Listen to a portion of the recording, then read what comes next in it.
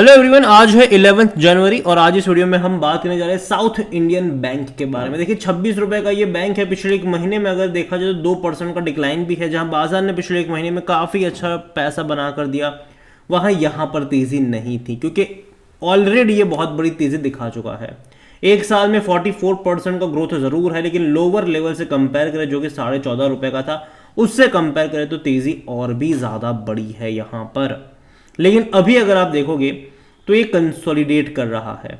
सितंबर महीने से ये लगातार कंसोलिडेशन वाले फेज में है।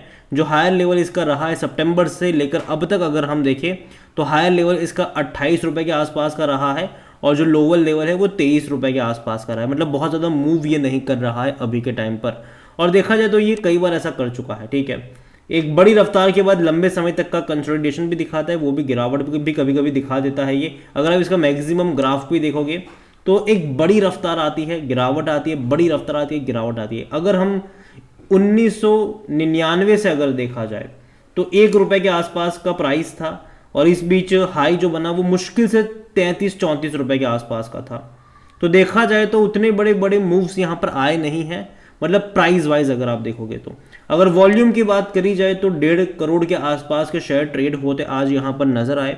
इतना ही नहीं, इस छोटे बैंक को लेकर देखा जाए तो according to Moneycontrol user हर कोई कह रहा है खरीदारी करो, हर कोई कह रहा है, बेचने की बात यहाँ पर कोई नहीं कर रहा है।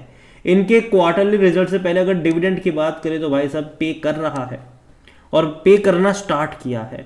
क्योंकि देखिए 2019 में पे किया था, 2020, 21, 22 3 साल तक इसने पे नहीं किया डिविडेंड, लेकिन पिछले साल 30 पैसा पर शेयर का डिविडेंड पे आउट इसने जरूर करा।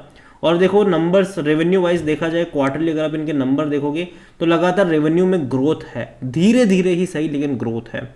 अभी लास्ट क्वार्टर में 2130 करोड़ के आसपास का रेवेन्यू था, लेकिन प्रॉफिट वाइज देखें तो अच्छा गेम यहाँ पर हुआ है।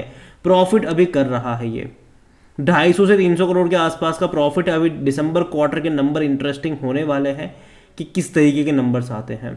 जहाँ तक वैल्यूएशन की बात करें तो 6 का पी है जो कि सस्ता है सेक्टर पी 19 के मुकाबले। और देखा जाए तो पिछले कुछ क्वार्टरों में जो इनके प्रॉफिट में तेजी आई है, कहीं ना कहीं उसके चलते इनका पी रेशो घटा है, जो कि अच्छी बात है। ठीक है, सस्ता हुआ है वैल्यूएशन, वरना उससे पहले बहुत ही खराब नंबर हुआ करते थे इसके।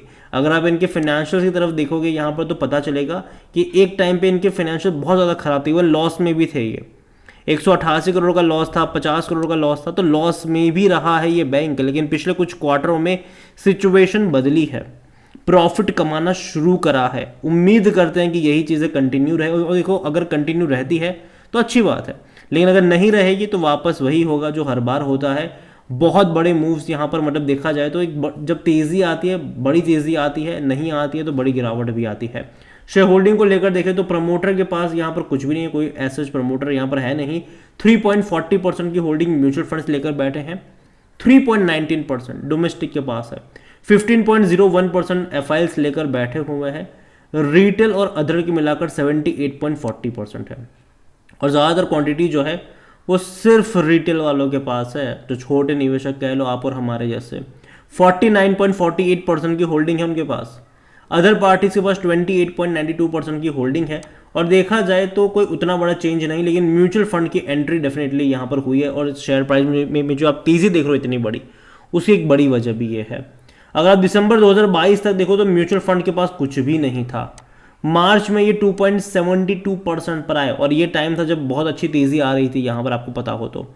जून में देखो तो 2.91 खरीदारी करी, सितंबर में देखो तो 3.40 खरीदारी करी। लेकिन एक चीज़ यहाँ पर आप ये भी देख रहे हो कि म्यूचुअल फंड 0 से 3.40 पर आ गए, लेकिन डोमेस्टिक इंस्टीट्यूशंस भाई साहब बहुत बड़ी बिकवाली करी, 6.88% से घटकर 3.19 पर आ गए। सीधी सी बात यह है कि जो भी म्यूचुअल फंड्स ने खरीदा वो डोमेस्टिक इंस्टीट्यूशंस ने बेचा था, क्योंकि रिटेल वाले तो जहां थे वहीं पर है, 78.23 से 78.40 पर आए हैं। तो देखा जाए तो म्यूचुअल फंड्स ने जो खरीदारी करी है वो एक्चुअली डोमेस्टिक इंस्टीट्यूशन ने जो बेचा था वही खरीदारी करी है यहाँ पर। और ओवरऑल अगर साउथ इंडियन बैंक के बारे में बात करें तो देखो यार, अभी ये जिस रेंज पर है ना, अगर 30 रुपए का लेवल इसने तोड़ दिया तब तो ब्रेकआउट है डेफिनेटली, और अगर नहीं तोड़ पाया तो वापस से ये शायद आपको नीचे की तरफ करेक्शन दिखाता नजर भी आ सकता है। और देखो अगेन मैं अभी तो इतना ही कहूंगा कि अगर आपके पास है साउथ इंडियन बैंक का शेयर, अगर आप होल्ड कर रहे हो तो होल्ड कर सकते हो, ठीक है। लेकिन जहाँ तक बात आती है फ्रेश बाइंग की, मैं कहूँगा कि एक बार इनके क्वार्टरली नतीजे आ जाने दीजिए, दिसंबर क्वार्टर के नंबर आ जाने दीजिए, उसके बाद यहाँ पर कोई फैसला करिएगा कि आपको यहाँ पर क्या करना है। ओवरऑल बैंक पहले बहुत ख़राब था, धीरे धीरे फंडामेंटल्स बेहतर हुए हैं इनके, लेकिन देखना ये है कि ये जो फंडामेंटल्स बेहतर हुए हैं कहीं ये टेम्पररी तो नहीं है, क्योंकि लगातार ग्रोथ होनी ज़रूरी है, अगर वो नहीं होगा तो दिक्कत होगी इन्हें।